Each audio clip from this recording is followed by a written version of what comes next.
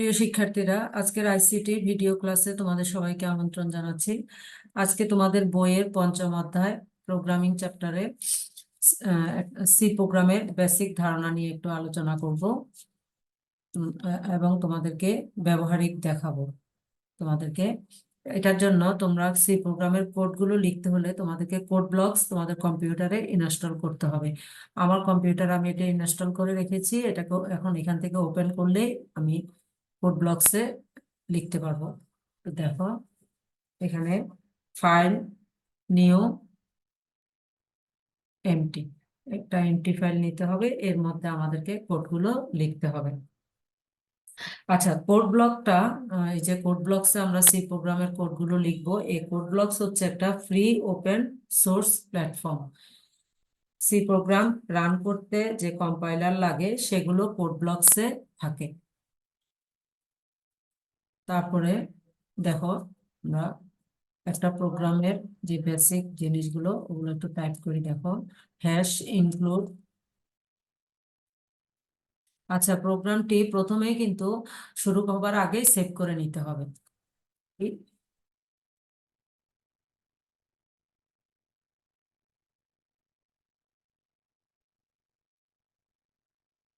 Save করে নিতে হবে। তারপরে হচ্ছে ইনক্লুড stdio.h, এটাকে ওই যে লেস দেন গ্রেটার দেন যে ট্যাগটি আছে ওই ট্যাগের ভিতর লিখতে হবে।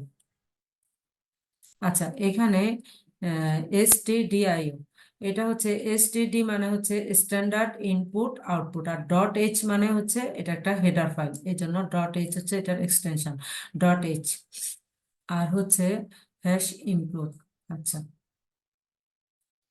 হ্যাশ ইনক্লুড হচ্ছে এখানে যে লাইব্রেরি ফাংশন গুলো আছে ওগুলো stdio.h এখানে নামক এই হেডার ফাইলের মধ্যে আছে এগুলা, এই লাইব্রেরি ফাংশন গুলা। এই যে প্রিন্টএফ, আমরা প্রিন্টএফ, স্ক্যানএফ, এই ফাংশন গুলো যে ব্যবহার করব, এই লাইব্রেরি ফাংশন গুলো stdio.h নামক হেডার ফাইলে আছে। যে কোনো যে কোনো হেডার ফাইলের নাম প্রোগ্রামে হ্যাশ ইনক্লুড দিয়ে যুক্ত করতে হয়। আর হচ্ছে এই যে লাইব্রেরি ফাংশন গুলো কিভাবে কাজ করবে তার বিস্তারিত stdio.h এই হেডার ফাইলের মধ্যে এটার বিস্তারিত আছে, এই জন্য এগুলো প্রথমে লিখতে হয়। এরপর আমরা লিখব আইএনটি ইন্ট মেইন। এখানে একটা ফার্স্ট ব্র্যাকেট দিতে হবে। আইএনটি ইন্ট হচ্ছে একটা ইন্টিজার, এগুলা হচ্ছে ইন্টিজার হচ্ছে কিওয়ার্ড, এগুলো হচ্ছে কিওয়ার্ড, এগুলো বিশেষ অর্থ বহন করে, বিশেষ অর্থ বহন করে। আর মেইন এবং ফার্স্ট ব্র্যাকেট, এই যে মেইন ফার্স্ট ব্র্যাকেট এই ফাংশনটা থাকতেই হবে। এই যে ফার্স্ট ব্র্যাকেট যে দেওয়া এটা মানে একটা ফাংশন, এই ফাংশনটা থাকতে হবে। এবং মেইন ফাংশন থেকে মূলত প্রোগ্রাম শুরু হয়, মূলত প্রোগ্রাম শুরু হয়। এরপরে আমরা দিব একটা সেকেন্ড ব্র্যাকেট, সেকেন্ড ব্র্যাকেট দিব। আর এখানে যে সেকেন্ড ব্র্যাকেটটাও অবশ্যই দিতে হবে। এখান থেকে মেইন ফাংশনের কাজ শুরু হয়। বন্ধনীর ভিতর যা থাকে বুঝতে হবে এটা এটা একটা ফাংশন। বন্ধনীর ভিতর যা যা থাকবে বুঝতে হবে এটা একটা ফাংশন। হুম, তাহলে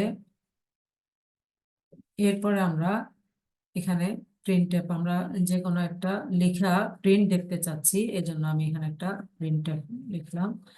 এখানে আমি যে কোনো একটা কথা লিখলাম, লিখলাম এবং এই যে লিখলাম এটাকে অবশ্যই ডাবল কোটেশনের মধ্যে, আমরা কোনো কিছু দেখতে চাইলে ওটা ডাবল কোটেশনের ভিতর লিখতে হবে এবং আমাদেরকে একটি সেমিকোলন দিতে হবে। এটা সেমিকোলন হচ্ছে একটা স্টেটমেন্ট, এটা দিতে হবে, তা না হলে প্রোগ্রামে কিন্তু এরর দেখাবে। আর সেকেন্ড ব্র্যাকেটে যেখানে এটা দিয়ে ফাংশনের শুরু, এবং সেকেন্ড ব্র্যাকেট যেটা ওপেনিং আর কি, ওটা দিয়ে হচ্ছে ফাংশনের শুরু। আর যেটা ক্লোজ সেটা হচ্ছে এখানে হচ্ছে ফাংশনটি শেষ হয়েছে, শেষ হয় এটাই বোঝায়। যেটা শেষ, যেটা ক্লোজিং সেকেন্ড ব্র্যাকেট ওটাতে হচ্ছে ফাংশনটি শেষ হয়েছে এটা বোঝায়। আচ্ছা, এরপরে আমরা এখানে ইয়ে লিখবো যে return, return zero, return zero, একটা সেমিকোলন দিতে হবে। এরপর আমরা দেখি আউটপুটটি দেখি।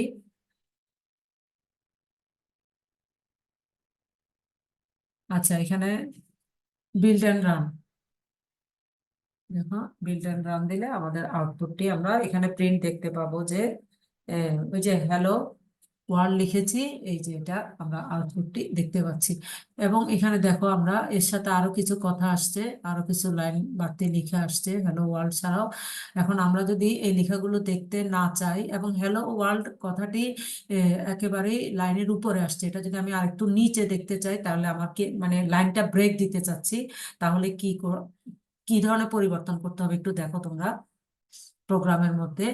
আমরা হ্যালো ওয়ার্ল্ডের আগে আমরা, আচ্ছা এখানে আমি গেটস ফার্স্ট ব্র্যাকেট, হ্যাঁ, আর হ্যালো ওয়ার্ল্ডের আগে একটা স্ল্যাশ স্ল্যাশ এন দিয়ে দিব, এন দিয়ে দিব। এবার আমরা এটাকে সেভ করে নিব, কন্ট্রোল S। এরপরে আমরা এটাকে আউটপুট দেখবো কি আসে। এই যে এটা লাইন ব্রেক নিল এবং গেটস দেওয়াতে ওই যে বাড়তি কথাগুলো আর আসলো না।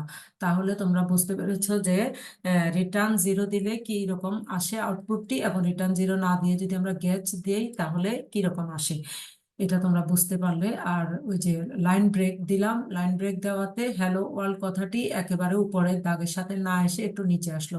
তাহলে স্ল্যাশ এন দিয়ে আসলে এখানে লাইন ব্রেক দেওয়াটাকে বোঝায়। আর যদি দুইবার দিলাম তাহলে আরো নিচে নেমে যাবে, তোমরা একটু দেখো পার্থক্যটা। তাহলে স্ল্যাশ এন এর কাজটি তোমাদেরকে দেখানোর জন্যই আমি এটা আরো একবার দিলাম, আরো নেমে যাবে লাইনটি।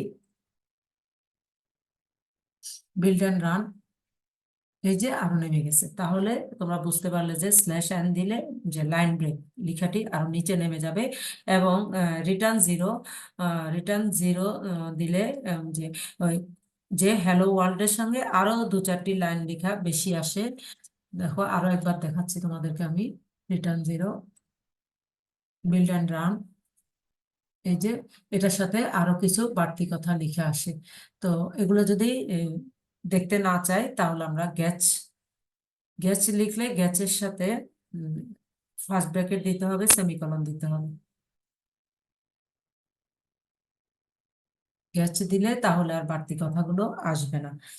আচ্ছা, তাহলে তোমরা বুঝতে পারলে যে যে আচ্ছা, এখানে আরেকটি কথা তোমাদেরকে বলি। এই যে প্রিন্টএফ, এই প্রিন্টএফ ফাংশনটা stdio.h নামক হেডার ফাইলে আছে। তো হেডার ফাইলে যে আছে, তাহলে এই জন্যই এই যে এটাকে প্রোগ্রামের মধ্যে ওই যে হ্যাশ ইনক্লুড দিয়ে ইনক্লুড করে নিতে হয় বা যুক্ত করে নিতে হয়। এই জন্যই হ্যাশ ইনক্লুড stdio.h এটা লিখে দিতে হয় উপরে, যে এই যে প্রিন্টএফ আমরা লিখলাম এই ফাংশনটা ওই যে stdio.h এই হেডার ফাইলে আছে। এবং হেডার ফাইলে যা আছে শুধু এটা দেখালে হবে না, এটাকে আবার হ্যাশ ইনক্লুড দিয়ে ইনক্লুড করে নিতে হবে। এই জন্য এই লাইনটি আমাদেরকে লিখতে হয়। আমি আরো একবার তোমাদেরকে বলে দিচ্ছি, এই যে মেইন ফাংশন যেটা ইন্ট দিয়ে হচ্ছে ইন্টিজার, এটা হচ্ছে একটা কিওয়ার্ড, এগুলো বিশেষ অর্থ বহন করে। আর মেইন যেটা, এই ফাংশনটি লিখতেই হবে, এই ফাংশনটি থাকতে হবে, এখান থেকে মূলত সি প্রোগ্রাম শুরু হয়। এবং সেকেন্ড ব্র্যাকেটের ভিতর ওপেনিং সেকেন্ড ব্র্যাকেট থেকে ফাংশনটি শুরু হয়, মেইন ফাংশনের কাজ শুরু হয়, এবং যেটা ক্লোজিং সেকেন্ড ব্র্যাকেট এখানে এসে মেইন ফাংশনের কাজটি শেষ হয়। এই হচ্ছে তোমাদেরকে ছোট্ট একটি প্রোগ্রাম দেখালাম আজকে। এবং ইনক্লুড stdio.h এগুলো সম্পর্কে সামান্য কিছু আলোচনা করলাম। আমরা এর পরবর্তী ক্লাসে আরেকটু বড় আরেকটি প্রোগ্রাম নিয়ে আরেকটু আলোচনা করব। আশা করি সে পর্যন্ত তোমরা সাথে থাকবে।